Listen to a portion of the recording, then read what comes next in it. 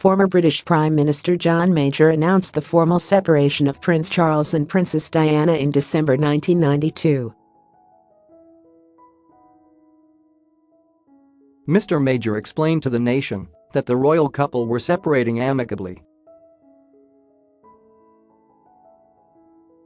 The report came after several years of speculation after the fairy tale couple drifted apart, an experience that was particularly painful under the watchful eyes of the world's tabloid media.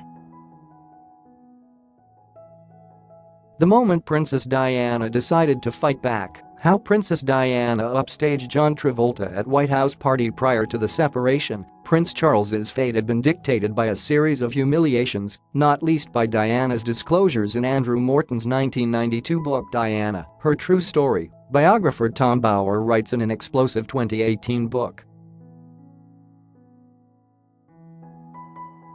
Mr. Bower revealed in Rebel Prince, The Power, Passion, and Defiance of Prince Charles, how Diana Spencer's family history became irrelevant when the Queen's hand was finally forced by Diana's secret cooperation with Morton and her untruthful denials of that pact.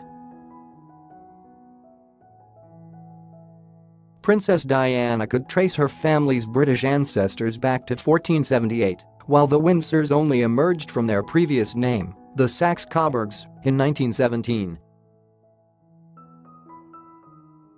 According to Mr. Bower, Robert Fellows, the Queen's former private secretary, gave no clear guidance about the royal family's attitude on this situation.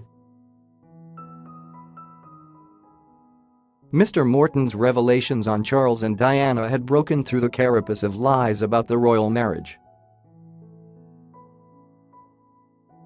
Tom Bower explains how Andrew Morton's biography portrayed the Prince of Wales as an unloving and unfaithful father without a care for anyone except himself. It is claimed in Mr. Bower's book that Charles wrote to Nancy Reagan, the former U.S. president's wife, to say that Mr. Morton's book was so very awful. Charles added, "Very few people would believe it." Above is a family photo taken at the 50th wedding anniversary of Diana's grandparents in 1969, the Earl and Countess Spencer. From left to right, Richard Wake Walker, Lady Anne Wake Walker, Elizabeth Wake Walker, Christopher Wake Walker, Earl Spencer, Countess Spencer, Lady Sarah Spencer, Viscount Althrop, Lady Jane Spencer. Diana Spencer and Charles Spencer stand in the front. Mr. Bower wrote, "A strong prime minister would not have tolerated the warfare between Charles and Diana and would have halted the books and briefings." However, Mr. Bower claims that Mr. Major believed that his duty was to reconcile the two and restore the public's trust. Mr. Bower also claims the Queen would remain reluctant to interfere until the circumstances were compelling.